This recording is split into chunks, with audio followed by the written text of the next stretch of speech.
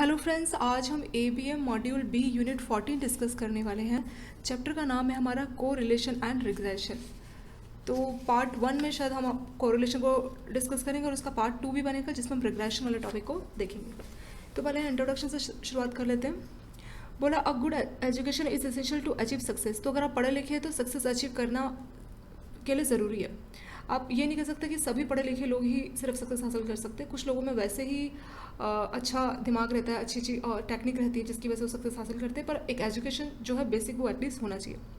We often here this, तो हम ये जनरली सुनते हैं। वी ऑफन से दिस टू, मतलब हम सुनते भी हैं कि अगर सक्सेस होना है तो एजुकेशन ज़रूरी है। हम ऐसा बोलते भी हैं और हम सुनते भी हैं। But is it true? तो क्या ये बात सच है? Suppose we decide to test it, लेकिन अगर हमने मान लीजिए कि हम इसको टेस्ट करना चाहते हैं कि कितना ज़रूरी है एजुकेशन का लाइफ में सक्सेस होने के लिए। We take a sample of 50 individual, 50 लोगों का हमने सैंपल लिया। And from each we collect data about 2 things. हमने उन 50 इंडिविजुअल को जिसको हमने सैंपल के तौर पे लिया उनसे हमने 2 डेटा को कलेक्ट किया। पहला, the number of years of education, कि उन्होंने कितने साल एजुकेशन लिए, कितने साल उन्होंने पढ़ाई की है। एंड एनुअल इनकम, और उनकी सालाना इनकम कितनी है। ठीक है, ये 2 डेटा हमें चाहिए। These 2 variables are taken to quantify a good education and success। तो इससे हम पता कर सकते हैं कि एजुकेशन का सक्सेस में कितना इंपॉर्टेंट रोल होता है। Our aim is to find if these 2 are correlated। Correlation हमने कहा ना, चैप्टर का नाम क्या है? Correlation and regression. कोरिलेशन मतलब ये 2 चीज़ें आपस में कितनी रिलेट है, वही होता है हमारा correlation. So our aim is to find if this 2 are, मतलब ये 2 चीज़ें क्या रिलेटेड है। कौन सी 2 चीज़ें? एक अच्छा एजुकेशन और एक अच्छी लाइफ में सक्सेस। सक्सेस, आपके पास पैसे हैं, बहुत ज़्यादा आपकी एनुअल इनकम है, तो वो और आपकी एजुकेशन कितनी आपस में रिलेट होती है। तो वही हमारा हो जाएगा कोरिलेशन। कोरिलेशन मतलब हम 2 चीज़ों के बीच में रिलेशन जानने की कोशिश करते हैं कि इस चीज़ की वजह से इसका कितना इम्पैक्ट होगा, मतलब इस चीज़ का इस दूसरे चीज़ पे कितना इम्पैक्ट है, वही होता है हमारा कोरिलेशन। सिंपल एग्जांपल से बताया कि 50 लोगों का हमने सैंपल लिया और हमने उनसे पूछा कि कितने साल आपने पढ़ाई की। फिर हमने पूछा आपकी सालाना इनकम, एनुअल इनकम कितनी है। तो उससे आइडिया लग जाएगा, आपको पता तो लग जाएगा उन 50 लोगों के सैंपल से कि अगर मान लीजिए सभी लोगों ने बहुत अच्छी पढ़ाई की, उनकी एनुअल इनकम बहुत अच्छी है, तो हम ये एनालिसिस कर सकते हैं कि हाँ, एजुकेशन का बहुत ज़रूरी या बहुत इंपॉर्टेंट रोल रहता है लाइफ में सक्सेस के लिए। ठीक है, तो वो क्या मेरा कोरिलेशन। ये बिल्कुल सिंपल एग्जांपल से इन्होंने बताया ये क्या होता है, पर बुक में जो आपका एग्जाम है, एग्जाम में ऐसे डेफिनेशन नहीं आएगी, थ्योरी नहीं, इसके आपको न्यूमेरिकल्स पूछे जाते हैं। इसका एक न्यूमेरिकल दिया है, वो हम अभी थोड़ी देर में उसको प्रॉपर सॉल्व करेंगे। अगला बोला है, further we would also like to see if we can predict the annual income of a person if we know how many years education he और बोला है कि हम we would also like to see, मतलब हम ये जानना चाहेंगे if we can predict the annual income of a person, मतलब अगर हमें किसी ने बता दिया कि इसने 10 साल पढ़ाई की या 20 साल, और उससे हमने प्रेडिक्ट कर दिया कि हाँ उसकी एनुअल इनकम इतनी होगी, और ही और शी हैड, मतलब उसकी पढ़ाई देख के हमने प्रेडिक्ट कर दिया कि उसकी एनुअल इनकम कितनी होगी। किसी ने बोला मैंने 15 साल पढ़ाई की, तो आपने बोला ठीक है तुम्हारी एनुअल इनकम 10 लाख। किसी ने बोला मैंने 20 साल पढ़ाई की है, तो मतलब आप उनकी एजुकेशन से आप ये प्रेडिक्ट कर सको, ये भविष्यवाणी कर सको, ये पता कर सको कि उसकी एनुअल इनकम कितनी है। सो उसी को बोला जाता है रिग्रेशन। तो इनमें डिफरेंस क्या हुआ कोरिलेशन और रिग्रेशन में? कोरिलेशन मतलब आपस में चीज़ें कितनी रिलेट है, रिग्रेशन मतलब एक की हेल्प से आप दूसरे को फाइंड कर रहे हैं। जैसे आपको पता लगे कि हाँ एनुअल इनकम इतनी है, तो इतनी एनुअल इनकम है तो इनका एजुकेशन इतना होगा। ठीक है, वही होता है हमारा regression. There are situation where more than 2 variables. तो यहाँ तो हमने 2 ही वेरिएबल की बात की, एक हो गया एजुकेशन और एक हो गया इनकम। तो यहाँ पे 2 वेरिएबल्स की बात की है, लेकिन ऐसी भी सिचुएशन आ जाती है जहाँ पे 2 से ज़्यादा वेरिएबल्स होते हैं, मतलब कई चीज़ें इंपैक्ट करती है आपकी एक चीज़ के लिए।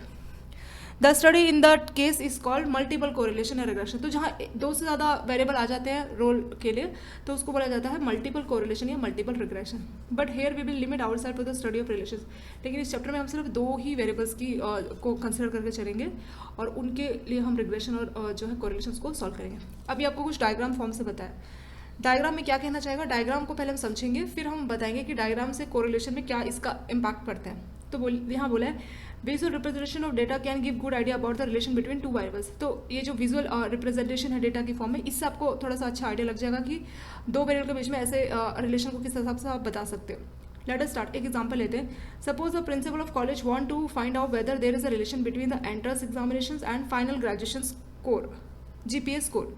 तो मान लीजिए प्रिंसिपल है स्कूल का, कॉलेज का, वो जानना चाहता है कि आपके जो स्कोर आए, जो आपका एंट्रेंस एग्जाम होता है कॉलेज में, जैसे मान लीजिए अगर आपने किसी कॉलेज में जाना है तो उससे पहले आपका 12th के बाद एक एंट्रेंस एग्जाम होता है। तो प्रिंसिपल ये जानना चाहता है कि क्या कोई रिलेशन एग्जिस्ट करता है, जिसके अच्छे मार्क्स मिले एंट्रेंस एग्जाम में, उसी का जो फाइनल ग्रेजुएशन का स्कोर मिला उसी के अच्छे थे। मतलब मान लीजिए किसके एंट्रेंस में आए 80%, तो क्या उसके जो फाइनल ग्रेजुएशन स्कोर है वहाँ पे भी 80% है, या वहाँ पे उसने अच्छा स्कोर किया। तो ये वो जानना चाहता है, कौन? प्रिंसिपल जानना चाहता है। Then we take a random sample of student data from college record. तो स्कूल में जो कॉलेज में बच्चे हैं उनके रिकॉर्ड से रैंडम हमने सैंपल ले लिया एंड प्लॉट द ग्राफ। फिर हमने उससे ग्राफ बनाया। The principal wants to use the score in the entrance examination to predict the final outcome. अब क्या करेगा, इस डायग्राम से जो उनके स्कोर मिले थे, कौन से स्कोर, जो एग्जामिनेशन सेंटर एंट्रेंस एग्जामिनेशन में जो स्कोर मिले थे उससे वो प्रिडिक्ट करेगा कि फाइनल आउटकम यानी कि जीपीए स्कोर क्या होगा स्टूडेंट का। ये इन्होंने डायग्राम ऐसे बना के दे रखे आपको, रैंडमली डेटा लिया और उसके हिसाब से हमने इस हिसाब से डायग्राम को ड्रॉ किया। अब ये डायग्राम क्या रिप्रेजेंट करता है वो भी हम अभी थोड़ी देर में देखेंगे। यहाँ बस बेसिक बताया गया कि किस हिसाब से डायग्राम को ड्रॉ इन्होंने किया। फिर इसके बाद बोला कि जो 14.1 का जो ग्राफ हमने बनाया, ये वाला graph 14.1 is called scatter diagram. Scatter मतलब सभी चीज़ें यहाँ एक दूसरे से बिखरी हुई है। In scatter diagram we just plot the points where coordination was, तो जहाँ जहाँ हमें पॉइंट्स मिले जैसे 6 6 7 10 10 6, ये कैसा आ रहा है 6 6, देखिए 6 आपका हॉरिजॉन्टल वाला लाइन है और 6 आपका ये वर्टिकल वाला लाइन है, तो ये पॉइंट आ गया आपका 6 6। ऐसे अगला क्या बोले 7 10, 7 आपका हॉरिजॉन्टल, तो इसमें जो पहला वाला पॉइंट है वो आपका एक्स एक्सिस वाला रहता है और जो बाद वाला रहता है वो वाई एक्सिस वाला रहता है, ठीक है। वैसे 7 होगा एक्स एक्सिस में और वाई होगा, सॉरी 10 होगा वाई एक्सिस में। तो 7 किधर है, ये है, और 10 किधर है, ये है। तो 7 और 10 कहाँ मिल रहा है, ये, तो दूसरा पॉइंट का नाम हो गया 7 10। इस हिसाब से सारे के सारे पॉइंट्स यहाँ पे हमें मिले। 15 25, लास्ट 15 25, 15 देखिए कहाँ पे ये है, ठीक है। 25 कहाँ पे, ये, तो कहाँ पे देखिए मिल रहा है, ये वाला पॉइंट हमारा आ गया, ठीक है। तो ऐसे करके सारे पॉइंट्स उन्होंने ड्रॉ किया।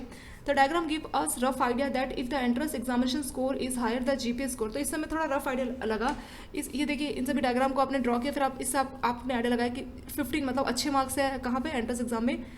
ये जो एक्स एक्सिस था वो हमारा एंट्रेंस एग्जाम का स्कोर था और जो वाई एक्सिस था वो जीपीए स्कोर था। तो जो पहले वाला हमें दिख रहा है ना, इसमें जो पहला वो हमारा एंट्रेंस एग्जाम है, और फाइनल वाला जो दिख रहा है दूसरे वाला वो हमारा जीपीए यानी फाइनल स्कोर है। तो देखिए यहाँ पे 7 है तो 10 है, 10 है तो 16 है, 11 है तो 12 है, 15 है 25। तो आपने देखा कि जिसका एंट्रेंस एग्जाम में अच्छा स्कोर है उसका फाइनल जो जीपीए स्कोर है वो भी अच्छा है। सो इससे हमें रफ आइडिया लगा कि अगर एंट्रेंस में आपका स्कोर अच्छा है तो आपका जीपीए स्कोर भी अच्छा है। Such a relationship is called direct relationship. Direct मतलब एक चीज़ दूसरी चीज़ पे बिल्कुल डायरेक्टली इम्पैक्ट कर रही है कि अगर एंट्रेंस एग्जाम में अच्छा स्कोर है तो जो है आपका फाइनल जो जीपीए स्कोर है ग्रेजुएशन का वो भी अच्छा होगा। इसको बोला जाता है direct relationship. There are situation में डेटा इंडिकेट इनवर्स। इनवर्स मतलब उल्टा भी हो सकता है। उल्टा इन सेंस कि एक चीज़ मान लो उल्टे को मिसर से समझ सकते हैं कि मान लीजिए अगर एंट्रेंस एग्जाम में स्कोर अच्छा है पर कॉलेज में उन्होंने पढ़ाई नहीं की तो उनके मार्क्स कम आए, ठीक है।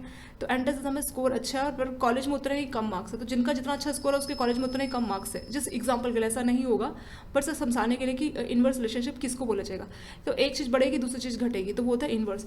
अगर इसको डायग्राम में दिखाना चाहे तो इसको हम ऐसे दिखा सकते हैं। डायरेक्ट रिलेशनशिप के लिए ऐसे डायग्राम बनेगा आपका, मतलब अगर x बढ़ेगा तो y भी बढ़ेगा। देखिए अगर x 1 है तो y भी 1 है, x 2 हुआ तो y भी 2 हुआ, x 5 हुआ तो y भी 5 हुआ। तो इसमें क्या, इसको बोला जाता है डायरेक्ट चीज़ एक दूसरे को इम्पैक्ट करती है, तो वो क्या डायरेक्ट रिलेशन। ऐसे एक इन्वर्स भी होता है। इन्वर्स में क्या होगा, अपोजिट होगा। अपोजिट जैसे देखिए x की वैल्यू 0 है और वहाँ पे y की मैक्सिमम वैल्यू है, x और y की अगर मान लीजिए 5 है तो 5 है, और जैसे x की सबसे बड़ी वैल्यू क्या आई है, मान लीजिए 5 है तो y की वैल्यू कितनी आई है, 0 आई है। तो उसको बोला जाता है इन्वर्स। इन्वर्स मतलब एक चीज़ बढ़ेगी तो दूसरी चीज़ घटेगी। इन्वर्स का जो है डायग्राम इस हिसाब से बनता है। तो डायरेक्ट में क्या है, एक चीज़ बढ़ेगी तो दूसरी चीज़ बढ़ेगी, लेकिन इन्वर्स में उल्टा, अगर एक चीज़ बढ़ेगी तो दूसरी चीज़ घटेगी। जैसे यहाँ पे मान लीजिए 5 है तो y का वैल्यू 0 है, और यहाँ पे y का वैल्यू 5 है तो x का वैल्यू 0 है, तो 0 5 और ये 5 0। इस हिसाब से डायग्राम है। डायग्राम आपका एग्जाम में नहीं पूछा जाएगा, जैसे ये समझाने के लिए, तो डायग्राम में ज़्यादा आपको सीरियस नहीं होना है। इसके न्यूमेरिकली आते हैं, न्यूमेरिकल थोड़ी देर में अभी हम डिस्कस करेंगे। तो बोला इनवर्स रिलेशनशिप भी हो सकता है। ये कब होगा, when you expect between the time spend on exercise and weight gain. तो जितना ज़्यादा आप एक्सरसाइज करोगे उतना ही आपका वेट गेन कम होगा, जितनी ज़्यादा एक्सरसाइज उतना ही कम वेट गेन होगा, तो वो एक इनवर्स रिलेशनशिप हो जाता है। There could be situations when there is no relationship. ऐसा भी हो सकता है कि आपस में कोई चीज़ रिलेशनशिप हो ही ना दो वेरिएबल के बीच, वो आपस में उनका रिलेशन हो, ये भी हो सकता है। एग्जाम्पल के तौर पर the marks obtain bye a student in English and maths, मतलब इंग्लिश में मार्क्स मिले वो एक अलग चीज़ है, मैथ्स से मार्क्स मिले वो अलग चीज़ है, तो ये एक दूसरे से बिल्कुल डिपेंड नहीं है। तो ऐसे भी हो सकता है कि जब दो वेरिएबल है उनके बीच में कोई रिलेशनशिप भी ना हो। We now give a few scatter diagram to show you how easy to identify the relationship. तो डायग्राम से आप आइडिया लगा सकते हैं कि कितना आसानी से आप इनका जो है एक्स और वाई एक्सिस में जो पॉइंट्स है उनको आप आसानी से उनका रिलेशनशिप बता सकते हैं। सो 14.2a ये जो पहला डायग्राम है, you can see that one variable increase the other decrease. तो उसमें क्या हो रहा है कि एक वेरिएबल इंक्रीज हो रहा है तो दूसरा डिक्रीज हो रहा है। कैसे, विच इंडिकेट इनवर्स रिलेशनशिप। इन सभी पॉइंट्स को आप क्या करेंगे, पहले इनको नंबरिंग देंगे। जैसे ये पॉइंट है, इसका नाम क्या है, यहाँ पे क्या आ रहा है, ये 5 आ रहा है ना, एक्स एक्सिस में 5 है तो इसका नाम है 5 और वाई का है 25।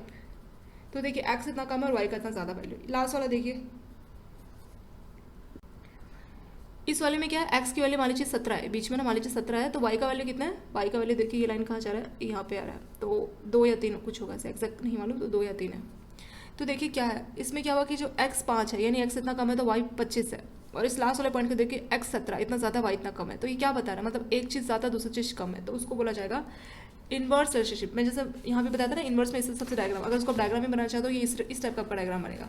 इनवर्स रिलेशनशिप का डायग्राम ऐसे ही होता है, जिसमें एक चीज़ बढ़ेगी। जैसे पहला है 525, जो पॉइंट लिखा हमने पहला है 525 और लास्ट पॉइंट है 17.3। तो इसमें क्या पता लग रहा है, तो जब x 5 है तो y देखिए इतना ज़्यादा है, और जब x इतना ज़्यादा है तो y देखिए इतना कम है। तो ये बता रहा है इनवर्स रिलेशनशिप। तो आप स्कैटर डायग्राम को देख के भी पता कर सकते हैं कौन सा है। तो वही बोला कि जो 14.1 है उसमें एक वेरिएबल इंक्रीज हो रहा था, दूसरा डिक्रीज हो रहा है। जैसे ये 5 है तो दूसरा 25 इतना ज़्यादा है, ये 17 इंक्रीज हो तो इतना कम हो गया डिक्रीज। तो इस हिसाब से हो रहा है कि एक इंक्रीज हो रहा है वेरिएबल तो दूसरा वेरिएबल डिक्रीज हो रहा है, विच इंडिकेट इनवर्स रिलेशनशिप। तो ये जो डायग्राम है ये क्या बता रहा है हमें, इनवर्स रिलेशनशिप बता रहा है। तो हम पता कर सकते हैं डायरेक्ट है या इनडायरेक्ट है। ऐसे ही 14.2b, ये दूसरा डायग्राम देखते हैं, ये नीचे वाला। सो 14.2b में क्या दिख रहा है, we can not infer anything about variables. तो इसमें एज सच कुछ पता नहीं लग रहा, ये बिल्कुल ही स्कैटर्ड फॉर्म में। जैसे यहाँ पे देखिए, यहाँ पे x भी बढ़ेगा y भी बढ़ेगा, कहीं पे x बढ़ गया y कम हो गया, तो इसमें एज सच कुछ खास इन्फॉर्मेशन नहीं मिल रही। इसको आप डायरेक्ट भी बोल सकते हो इनडायरेक्ट भी, तो कुछ सही इन्फॉर्मेशन नहीं मिल पा रही किससे, बी से। जैसे हमने कहा था ना कि आपस में ऐसा भी हो सकता है कि कोई रिलेशन ही ना हो, जैसे इंग्लिश के मार्क्स और मैथ्स के मार्क्स, इंग्लिश और मैथ्स के मार्क्स का आपस में कोई रिलेशन ही नहीं है, तो वैसा भी हो सकता है। तो दूसरा डायग्राम उसी को रिप्रेजेंट करता है। ऐसे तीसरा 14.2c, इसमें क्या दिखा रहा है 14.2c में, from diagram 14.2c we can see that relationship is inverse in the beginning but becomes direct. तो स्टार्टिंग में इनवर्स है, बाद में डायरेक्ट है। देखिए इस डायग्राम को देखें तो ये पहले ऐसे हो जाता है, फिर बाद में ये ऐसे हो जाता है। तो मैंने आपको इनवर्स का डायग्राम बताया था ना, ये देखिए इनवर्स का डायग्राम इस हिसाब से बनता है और डायरेक्ट का हिसाब से बनता है। तो इस ये जो तीसरा आपका डायग्राम बना है, इसमें क्या हुआ है, शुरुआत में तो ये इनवर्स है।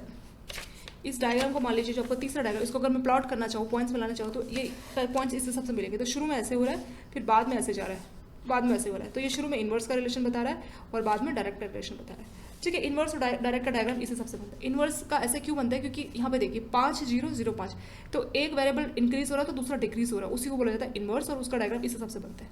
और डायरेक्ट में क्या है, एक बढ़ेगा दूसरा बढ़ेगा। जैसे देखिए यहाँ पे अगर 5 है, ये पॉइंट क्या होगा 5 होगा ये पॉइंट ना। तो देखिए एक्स भी बढ़ रहा है वाई भी बढ़ रहा है, ये पॉइंट होगा 2 एक्स भी बढ़ रहा है वाई भी बढ़ रहा है, ये पॉइंट हो सकता है 2 3। तो यानी दोनों साथ साथ बढ़ रहे हैं, इसलिए ये डायरेक्ट रिलेशन होता है इस हिसाब से। तो इस ये जो तीसरा डायग्राम है इसमें क्या पता लगा कि शुरू में इनवर्स का रिलेशन है, बाद में डायरेक्ट का रिलेशन है। वही लिखा हुआ है 14.2 के सी के सामने। 14.2c we can see that relationship is inverse in the beginning but becomes direct later on. और 14.1 और 14.2a वी कैन इमेजिन, और मतलब ये बोल रहा है कि जो डायग्राम हमने देखे ना, इन सभी में इन पॉइंट्स को मिला के हम इसको बता सकते हैं किस टाइप का डायग्राम है। इन पॉइंट्स को जैसे मैंने आपको मिला के यहाँ पे बताया। This means there is linear relationship between variables, मतलब वेरिएबल्स के बीच में क्या है, लीनियर रिलेशनशिप है। जो 14.3c जो डायग्राम है हमारा, we can not draw a line to fit the data but a curve. तो इसमें क्या है, जो 14.2c है, सॉरी 14.3c, ये आपका डायग्राम 14. तो यहाँ पे कोई लाइंस नहीं है, पर इस टाइप का कोई कर्व आपका बन रहा है किसमें 14.c। We can not draw a line to fit the data but a curve can be draw. तो 14.c में आपको ऐसा कर्व देखने को मिला। Such a relationship is called curvilinear, मतलब जहाँ पे आपको कर्व मिलता था उस रिलेशनशिप को बोला जाता है कर्विलिनियर रिलेशनशिप, जो कि आपका 14.3 आपका एग्जाम्पल है। In this chapter we will study about linear. तो इस चैप्टर में हम पूरा लीनियर रिलेशनशिप का पढ़ेंगे, कर्विलिनियर या पैराबोलिक शेप या बाकी शेप के बारे में नहीं पढ़ेंगे। ये देखिए फिर इस डायग्राम में क्या दिख रहा है आपको, सीधा है ना, तो डायरेक्ट रिलेशनशिप फिर से हो गया। यहाँ पे उल्टा आ रहा है तो इनडायरेक्ट हो गया, या आपने बोलिए इनवर्स वाला हो गया। ठीक है, तो डायरेक्ट और इनवर्स के आपको ये जो फॉर्म डायग्राम से मैंने आपको समझाया कि इनवर्स में इस टाइप से शेप जाता है और डायरेक्ट में ऐसे जाता है, क्योंकि एक बढ़ेगा तो दूसरा बढ़ेगा, वही होता है डायरेक्ट। एक चीज़ बढ़ेगी तो दूसरी घटेगी, तो होता है इनवर्स। तो इसलिए ये देखिए, ये डायरेक्ट का हो गया, इनवर्स का हो गया, इसमें कर्विलिनियर का शेप आ गया। ऐसे यहाँ पे फिर से डायरेक्ट का हो गया, ये भी डायरेक्ट का हो गया। अब इसके बाद बोला कि both scatter diagram indicate direct relationship. तो हमारे जो यहाँ के डायग्राम है दोनों डायरेक्ट रिलेशनशिप, ये भी डायरेक्ट और ये भी डायरेक्ट। डायरेक्ट आप शेप से भी डायरेक्ट याद रख सकते हैं, ऐसे करके जो शेप हो वो डायरेक्ट का होता है, और ऐसे अपोजिट होता है तो वो इनडायरेक्ट का होता है। But points in A are very close. तो देखिए जो ए है, ये अगर इसको हम कंपेयर करना चाहें तो ए में क्या है कि जो पॉइंट्स है बहुत क्लोज है। किसके क्लोज है, आपस में जो लाइन है, पॉइंट्स आपस में बहुत क्लोज है, तो इनका एक अच्छा रिलेशनशिप है। लेकिन यहाँ पे क्या है कि पॉइंट्स लाइन से काफ़ी स्कैटर्ड है। देखिए लाइन तो हमने खींची, पर ये पॉइंट्स यहाँ पे ऐसे इन्होंने स्कैटर्ड किया हुआ है। ये सीक्वेंस आपको वही बता रहा है, डायरेक्ट का ही सीक्वेंस है अगर इसको देखा जाए तो इसी सीक्वेंस पे, क्योंकि ऐसे तो नहीं बनेगा ना डायग्राम, ऐसे तो नहीं बन रहा। देखने में साफ लग रहा है कि ये सीधा डायरेक्ट रिलेशन है, पर इसमें जो पॉइंट्स है वो काफ़ी स्कैटर्ड है, काफ़ी दूर दूर है। तो वही बोला कि जो ए में वो पॉइंट्स काफ़ी क्लोज हैं to the line drawn across them. तो जो लाइन है उसकी काफ़ी क्लोज है किसमें, इस ए वाले डायग्राम में, और बी में काफ़ी दूर दूर है। In B are more scattered, ज़्यादा बिखरे हुए। The line drawn across the data point is use to predict one variable if other one is known. तो इससे क्या होगा कि आप एक की प्रेडिक्शन कर सकते हो अगर आपको दूसरे को पता है। जैसे हमने यहाँ पे शुरू में देखा था ना कि अगर आप मुझे अपनी एजुकेशन क्वालिफिकेशन बताइए कितनी आपने स्टडी की, तो मैं बताऊँगी आपकी एनुअल इनकम कितनी है। तो एक चीज़ से आप दूसरी चीज़ का प्रेडिक्शन कर सकते हो। वही बोल रहा है कि जो पॉइंट्स है इनसे आप क्या कर सकते हो, प्रेडिक्शन कर सकते हो अगर आपको एक चीज़ पता है। From the figure it is clear that line in A fits a data better. तो ए में क्या है, ज़्यादा क्लोज है, लाइन के ज़्यादा क्लोज है, तो ये जो ए का जो डेटा है वो ज़्यादा बेटर तरह से फिट होता है then the line in B, क्योंकि बी में दूर दूर है स्कैटर्ड द पॉइंट, तो बी के कंपेरिजन में ए का डेटा ज़्यादा अच्छे से बेटर वे में फिट होता है। किसका, ए का डेटा। इसके बाद नीचे बोला कि this means that prediction based on data A would be more accurate. तो ए का डेटा ज़्यादा एक्यूरेट होगा then the data based on B, B से ज़्यादा ए का डेटा एक्यूरेट माना जाएगा। Comparing the scattered of point in A और B, we can say that variable in A are strongly related than that. तो A के जो variables है वो ज़्यादा स्ट्रांगली रिलेटेड है कंपेयर टू बी के वेरिएबल्स। कौन, ए के जो वेरिएबल्स है वो ज़्यादा स्ट्रांगली रिलेटेड है क्योंकि वो लाइन के ज़्यादा क्लोज है। बी में सभी वेरिएबल्स जरूर स्कैटर्ड है, तो ए का जो रिलेशन है वो ज़्यादा बेटर है। सो स्ट्रॉन्गर द रिलेशनशिप, मतलब ए में जो वेरिएबल्स है वो ज़्यादा स्ट्रांगली रिलेटेड है, तो जितना स्ट्रॉन्ग रिलेशनशिप होगा उतना ही अच्छा हमारा प्रेडिक्शन बनेगा। So how do we measure the strength of, अगर हम जानना चाहते हैं कि उस रिलेशनशिप का कितना स्ट्रेंथ है, किससे मेजर कर सकते हैं। The measure we use is called coefficient of correlations, या उसको बोला जाता है कोरिलेशन कोफिशिएंट। तो कितना स्ट्रेंथ है रिलेशनशिप का, अगर वो मेजर करना चाहे तो वो कर सकते हैं कोरिलेशन कोफिशिएंट की हेल्प से, या उसको बोला जाता है कोफिशिएंट ऑफ कोरिलेशन, इसकी हेल्प से। इसको स्मॉल आर से रिप्रेजेंट किया जाता है। यही आपकी इंपॉर्टेंट टर्म है, यही आपको समझना है। तो कोरिलेशन को कैसे सॉल्व किया जाता है, ये जो पूरी थ्योरम थी आपके एग्जाम में नहीं पूछा जाएगा, आपको सिर्फ ये फॉर्मूला याद करना है कोरिलेशन का। लास्ट में देखिए क्या इन्होंने सॉल्व किया, इसको रहने दीजिए, आप डायरेक्ट यहाँ से याद कर सकते हैं। एन एक्स वाई का सम माइनस एक्स का सम मल्टीप्लाई बाय वाई का sum divided by square root of N X bar X square का सम, वैसे एक्स का सम उसका स्क्वायर, ऐसे एन वाई स्क्वायर का सम। इसमें डिफरेंस क्या है, वाई स्क्वायर का सम, ये देखिए मैं आपको पहले फॉर्मूला समझाऊंगी, फिर ये जो न्यूमेरिकल है इसको भी हम डिस्कस करेंगे, जो भी नीचे आपको न्यूमेरिकल दिया ना इसको। फॉर्मूला कैसे समझेंगे पहले देखते हैं। पहले हम इसमें डिफरेंस देखते हैं, इसमें क्या डिफरेंस है। यहाँ पे लिखा हुआ है, क्या लिखा है, यहाँ पे लिखा है कि एन, ये वाला समझ रहे हैं। एक तो लिखा हुआ है ऐसे करके एक्स का स्क्वायर, और एक लिखा हुआ है एक्स के ऊपर ब्रैकेट फिर उसका स्क्वायर। इसमें डिफरेंस क्या, ये साइन होता है सम का, सम मतलब ऐड किया जाएगा, ठीक है। तो इसमें क्या होगा कि एक्स का जो स्क्वायर होगा, एक्स की कुछ वैल्यू होगी, जैसे मान लीजिए 1 2 4 6 ऐसे होगा, एक एक्स होगा, एक एक्स का स्क्वायर होगा, ठीक है। मान लीजिए सिर्फ 4 ही पॉइंट्स है, तो 1 का स्क्वायर कितना आता है 1, 2 का स्क्वायर कितना आता है 4, 4 का 16, 6 का 36, ठीक है। सो एक्स को अगर हम सम करना चाहें, मैं सम के लिए ये साइन लगा जाता है ऐसे ना, तो सबको ऐड करना चाहो तो कितना हो जाएगा, 4 और 2 6, 7 7 और 6 13, ठीक है। एक्स का सम 13 आ गया। एक्स स्क्वायर का सम कितना आ गया, इसको ऐड करना पड़ेगा, ओके 57 आ गया, ठीक है। तो एक्स का सम 13 आ गया, एक्स स्क्वायर का सम 57 आ गया। तो यहाँ पे लिखा क्या है, सम ऑफ एक्स स्क्वायर, मतलब एक्स स्क्वायर का सम कितना है, मतलब पहले आपको स्क्वायर करना है फिर सम करना है, ठीक है। तो हमने स्क्वायर कर लिया था ना, एक का स्क्वायर एक, ऐसे एक्स स्क्वायर का सम मतलब पहले एक्स स्क्वायर सबका स्क्वायर करना है फिर ऐड करना है, ये मतलब हुआ। और सम ऑफ एक्स स्क्वायर मतलब पहले एक्स को ऐड करना है फिर इसको स्क्वायर करना है। तो एक्स को हमने ऐड किया कितना है 13, तो 13 का स्क्वायर कितना आ जाएगा 169, तो ये आ गया एक्स स्क्वायर की वैल्यू। और सम ऑफ एक्स स्क्वायर कितना है, मतलब पहले स्क्वायर करना है फिर उसका सम करना है, तो आ जाएगा 57। तो यही डिफरेंस है सम ऑफ एक्स स्क्वायर में, और ब्रैकेट लगने के बाद जो ऊपर से स्क्वायर होता है सम ऑफ एक्स का स्क्वायर, उसमें डिफरेंस क्या है। तो सम ऑफ एक्स का स्क्वायर में क्या, जो एक्स की वैल्यूज है उसको हमें ऐड करना है, सबको हमने एक्स की जो 4 वैल्यूज है चारों को ऐड किया तो 13 आया, तो 13 का स्क्वायर आ जाएगा 169, तो वो वैल्यू होगी ब्रैकेट में एक्स का सम और उसका स्क्वायर की वैल्यू। और एक होता है कि सम ऑफ एक्स स्क्वायर, तो उसमें पहले एक्स वाले का स्क्वायर कर लेना है, तो 1 का स्क्वायर 1, 2 का स्क्वायर 4, 4 का 16 और 6 का 36, फिर सबको ऐड कर देना है, ऐड करके आएगा 57। तो वही होता है कि सम ऑफ एक्स स्क्वायर, तो इसमें पहले स्क्वायर होगा फिर इसको सम किया जाएगा, इसमें पहले सम किया करेंगे फिर उसका स्क्वायर होगा। और वैल्यूज में देखो कितना डिफरेंस है, एक का वैल्यू 57, एक का 160। तो ऐसा नहीं है कि पहले से स्क्वायर करके ऐड करो या ऐड करके स्क्वायर करो, दोनों में फर्क नहीं, बहुत ज़मीन आसमान का फर्क है। आपने वैल्यूज़ भी देखी जो मैंने ऐसी टेम्परेरी पे आपको एग्जाम्पल लेके बताइए, 57 और 160, ठीक है। तो ये फॉर्मूला आपको ऐसे याद करना है, सेम ऐसी है। एन मतलब कितने हैं टोटल, कितने एक्स की कितनी वैल्यूज है, 5 वैल्यूज है, 6 वैल्यूज है, नंबर्स कितने हैं, ठीक है। और वैसे X sum of X square, और ब्रैकेट में पहले सम ऑफ एक्स होता है फिर उसका स्क्वायर, उसमें डिफरेंस मैंने आपको बता दिया।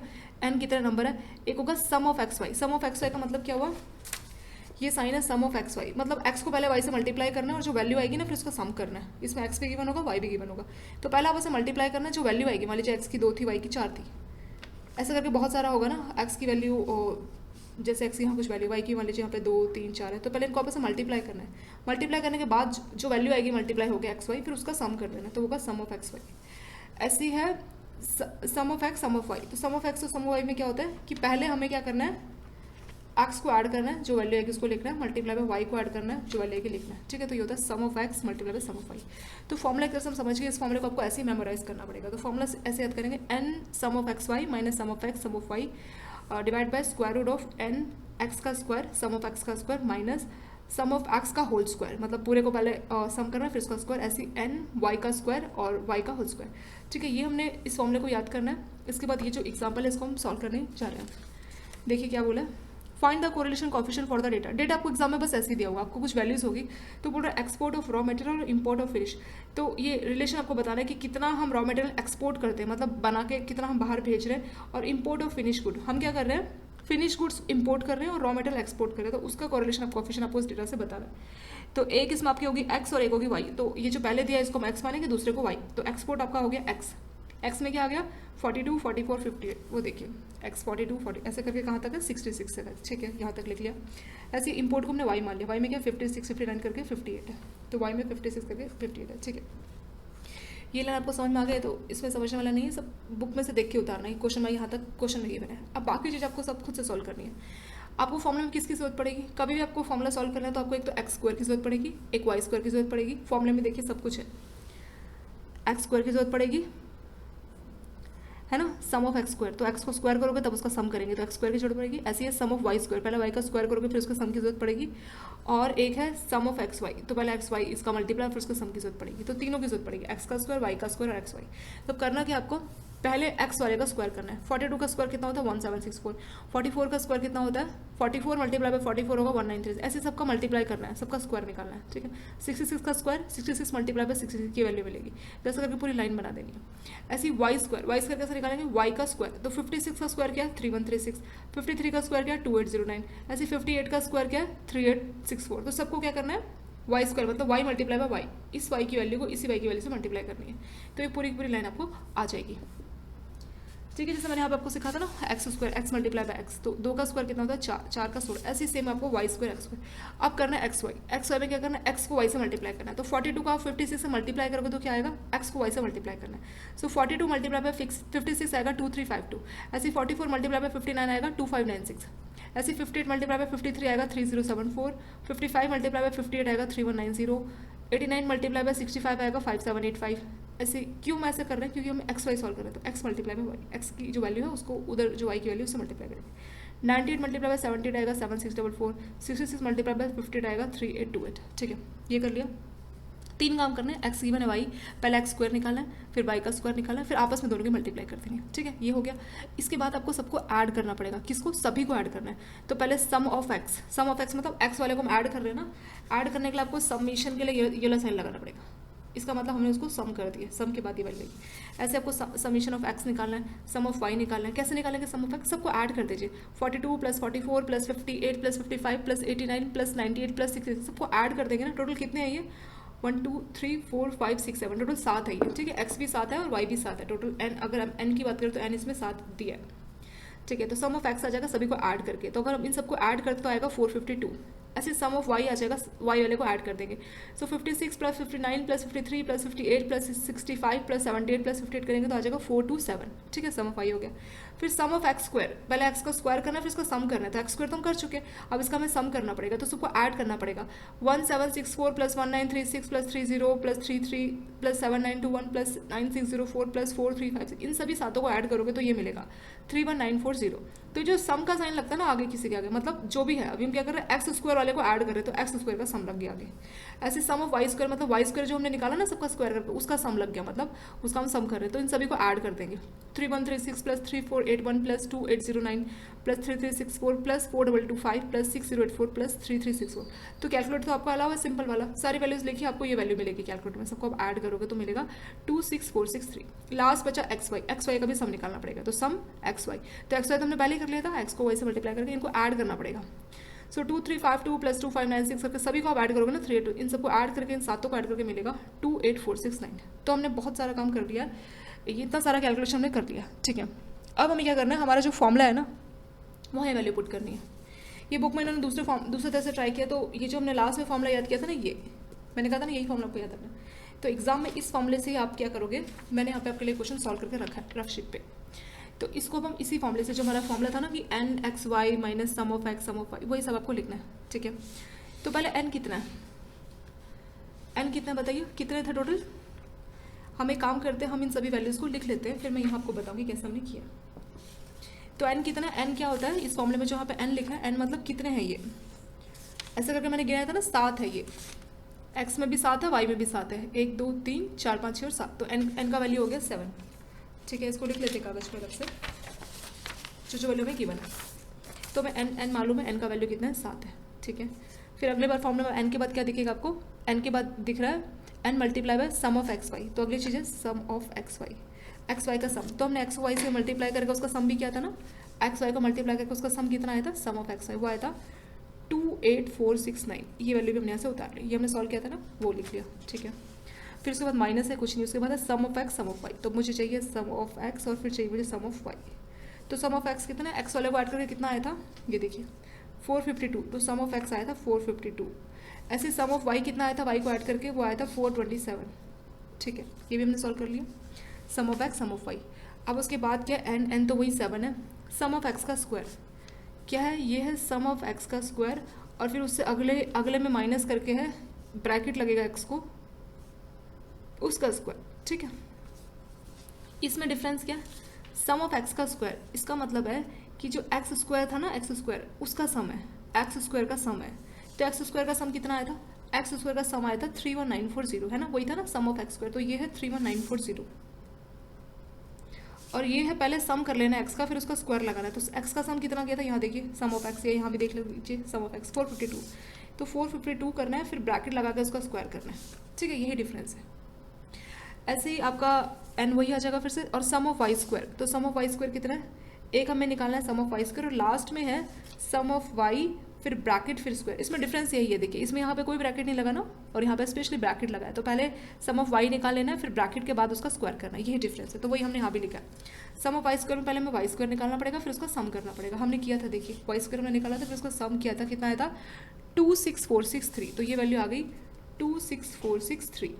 ऐसे ही सम ऑफ वाई का स्क्वायर, ब्रैकेट लगा के स्क्वायर, तो सम ऑफ वाई कितना आया था, वाई का सम आया था 427, फिर उसको ब्रैकेट लगा दीजिए आप भी, और फिर उसका स्क्वायर। तो देखिए जहाँ ब्रैकेट है वहाँ हमने भी ब्रैकेट लगा के स्क्वायर लगा दिया, बाकी जहाँ नहीं था तो हमने नहीं लगाया, ठीक है। तो ये सारी वैल्यूज हमने यहाँ से नोट कर ली है, सारी वैल्यूज लिख ली। अब कुछ नहीं करना, इसी फॉर्मूले की सारी वैल्यूज उसको फॉर्मूले में पुट करना। ये देखिए मैंने वही किया, रफ शीट पे मैंने जो काम किया यही किया। तो पहले क्या था एन, ये सारी वैल्यूज मैंने आपको टेबल से बताया ना, अब हम बस यहाँ से वैल्यूज देख देख के उतारेंगे। तो पहले मेरे को चाहिए एन, एन कितना है, इसको लेते चलेंगे पहले फॉर्मूले में एन, ठीक है एन, तो एन का वैल्यू कितना है 7, तो एन के बदले मैंने अभी लिख दिया 7। ये फॉर्मूला मैंने नहीं उतारा ऊपर, डायरेक्ट मैंने यहाँ पे लिखा है, तो एन के बदले आपका पहले 7 लिखते हैं, ठीक है। एन के बाद क्या है, multiply sum of X Y, तो सम ऑफ एक्स वाई कितना था 28469, सो मल्टीप्लाई बाय 28469, फिर है माइनस हमने यहाँ भी लगा दिया, फिर है sum of X sum of Y, तो सम ऑफ एक्स कितना था 452, सम ऑफ वाई था 427, सो 452 मल्टीप्लाई बाय 427, वही है ना मल्टीप्लाई, ठीक है। तो नोमिनेटर की वैल्यू हमने देख के लिख लिया। अब मुझे डिनोमिनेटर में चाहिए पहले स्क्वायर रूट लगा दिया, फिर चाहिए एन कितना था 7, multiply by sum of X का स्क्वायर कितना है, सम ऑफ एक्स स्क्वायर का सम कितना था, एक्स स्क्वायर का सम था 31940, तो यहाँ लिख देंगे 31940, 7 तो था ही एन का value, multiply by 31940 minus bracket लगा के एक्स के सम का ब्रैकेट लगा के स्क्वायर, सो एक्स का सम कितना था, एक्स के सम का ब्रैकेट लगा के स्क्वायर कितना था 452 का स्क्वायर, तो यहाँ लिख दिया 452 का स्क्वायर। ऐसे दूसरा स्क्वायर रूट लगाया, एन कितना है 7, multiply by sum of Y का स्क्वायर, सम ऑफ वाई का स्क्वायर कितना है, सम ऑफ वाई का स्क्वायर ये without bracket, sum of Y का स्क्वायर है 26463, तो मैंने भी लिखा एन का 7 था 26463, फिर माइनस ब्रैकेट लगाया सम ऑफ वाई का स्क्वायर जो कि लास्ट था, ब्रैकेट लगा के सम ऑफ वाई का स्क्वायर, तो वाई पहले सब वाई वाले को ऐड करना फिर उसका स्क्वायर, तो वाई वाले को ऐड करके आया था 427, सम ऑफ वाई कितना था 427 उसका स्क्वायर, तो ये आ गया 427 का स्क्वायर। कुछ नहीं किया, हमने वैल्यूज लिखी है और मैंने आपको डिफरेंस ही बताया कि इसमें और इसमें क्या डिफरेंस है और इसमें क्या, ये मैंने आपको बताया ना, इसमें डिफरेंस ये है कि पहले एक्स वाले का स्क्वायर करना है, ये जो x है ना इस वाले का स्क्वायर करना फिर ऐड करना लास्ट में, ये आ जाएगी वैल्यू। और सम ऑफ एक्स स्क्वायर में क्या करना है, ब्रैकेट जहाँ लगा है तो वहाँ पे पहले x वाले को ऐड कर देना है। x वाले को ऐड करेगा 452, तो 452 लिख दिया और फिर उसी का स्क्वायर लगा देना, क्योंकि ब्रैकेट इसमें लगेगा, क्योंकि x को हमने ऐड किया तो ब्रैकेट लगेगा फिर उसको स्क्वायर लगेगा। ठीक है, यही डिफरेंस है। ऐसे सम ऑफ वाई स्क्वायर में क्या करना है कि पहले y वाले का स्क्वायर करना है फिर इसको ऐड करना है। इसमें क्या पहले y को ऐड करना है फिर जो वैल्यू आएगी 427 y वाले को ऐड करके उसका स्क्वायर करना है। ठीक है, ये सारी वैल्यूज मेरे को जो मिली थी वही मैंने लिखी थी और वही मैंने फॉर्मूले में लगा दी। ठीक है, इस फॉर्मूले से मैंने ये पहली लाइन बना लिया। कुछ नहीं करना, सिंपल मल्टीप्लाई, कुछ भी नहीं, बहुत ईजी है। 7 को 28469 से मल्टीप्लाई करोगे तो ये वैल्यू मिलेगी। ये मैंने खुद मोबाइल का जो कैलकुलेटर उससे सॉल्व किया है सारी वैल्यूज। 452 का और 427 से करोगे तो ये वैल्यू मिलेगी। ऐसे 7 को आप 3194 से मल्टीप्लाई करोगे ये वैल्यू मिलेगी। 452 का स्क्वायर मतलब 452 मल्टीप्लाई बाय 452 करोगे तो ये वैल्यू मिलेगी। ऐसे स्क्वायर रूट, ये पूरा है आपका स्क्वायर रूट, यहाँ बीच में मल्टीप्लाई का साइन है। 7 को 2646 से मल्टीप्लाई करोगे तो ये वैल्यू मिलेगी। ऐसे 427 का स्क्वायर यानी 427 मल्टीप्लाई बाय 427 करोगे तो ये वैल्यू मिलेगी। फिर 199,283 में से आप 193,000 को 4 को माइनस करोगे तो ये वैल्यू मिलेगी 6279। फिर स्क्वायर रूट 223,580 में से आप 204,304 माइनस करोगे तो ये वैल्यू मिलेगी 19276, लेकिन स्क्वायर रूट है। ऐसे 185,241 में से 183,239 करोगे तो ये वैल्यू मिलेगी। इसका स्क्वायर रूट कैलकुलेट करोगे तो आएगा 138.84, इसका स्क्वायर रूट कैलकुलेट करोगे तो आएगा 53.96, और ये तो है ही।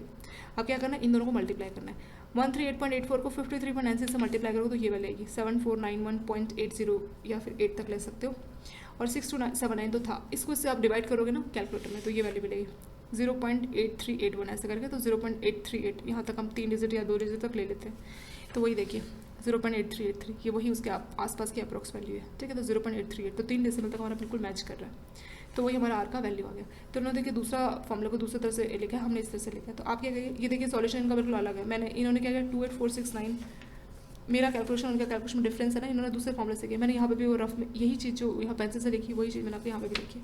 तो मैंने हिसाब से उसको पूरा सॉल्व किया उसी क्वेश्चन को, और आंसर मेरा वही सेम है 0. तो यही आपका आंसर है। सॉल्यूशन मैंने इस वाले से नहीं किया, मैंने डायरेक्ट जो बुक में लास्ट फॉर्मूला दिया था उसी से आपको सॉल्यूशन किया और आंसर वही आया कितना 0.8383।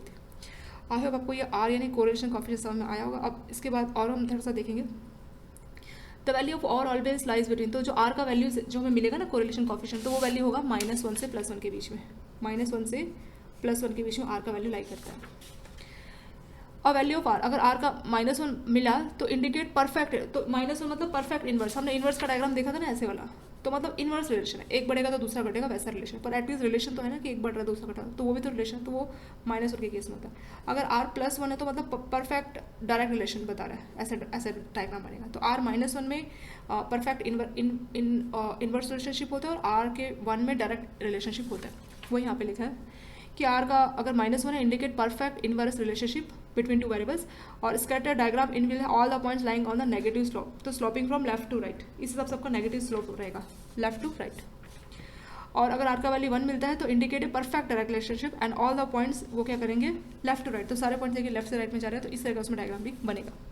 अगर मान लीजिए r 0 आ जाता तो indicate there is no relation, जैसे मैंने बताया ना मैथ्स के मार्क्स और इंग्लिश के मार्क्स का क्या रिलेशन है, कोई रिलेशन नहीं है। तो अगर 0 आ जाता है तो उसके इसमें ऐसे होगा कि कोई लीनियर रिलेशनशिप नहीं है वेरिएबल्स के बीच में। It is important to note that here some kinds of curvilinear relationship, तो कर्वलीनियर टाइप का रिलेशनशिप बन सकता है।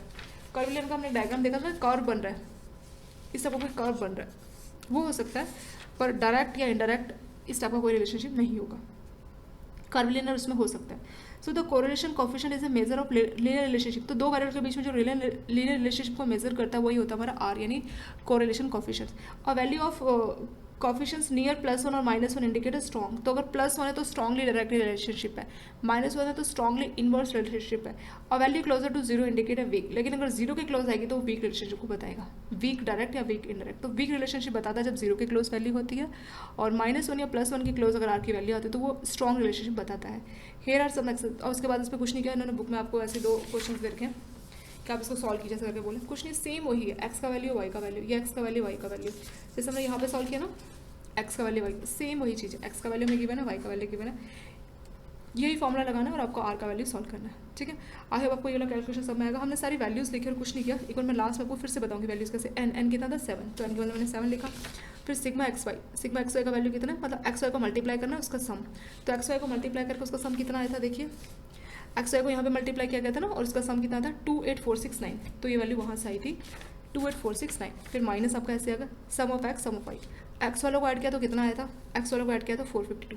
ऐसे सम ऑफ वाई, वाई वालों को ऐड किया था, यहाँ किया था तो 427, तो वही आया था 452 मल्टीप्लाई बाय 427, ठीक है।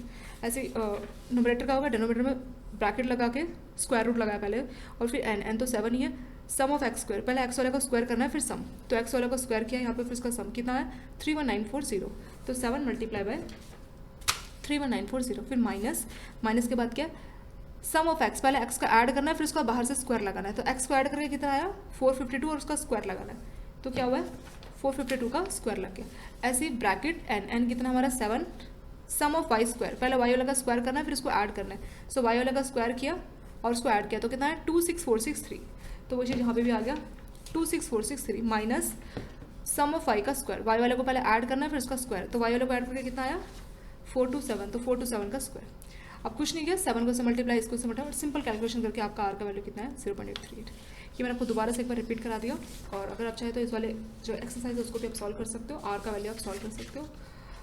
पर ठीक है, इसके साथ ये आपका हो गया। रिग्रेशन को हम इससे अगले वाले पार्ट 2 में डिस्कस करेंगे, और इसको एक बार आप देख लीजिए, और thank you so much for watching this video.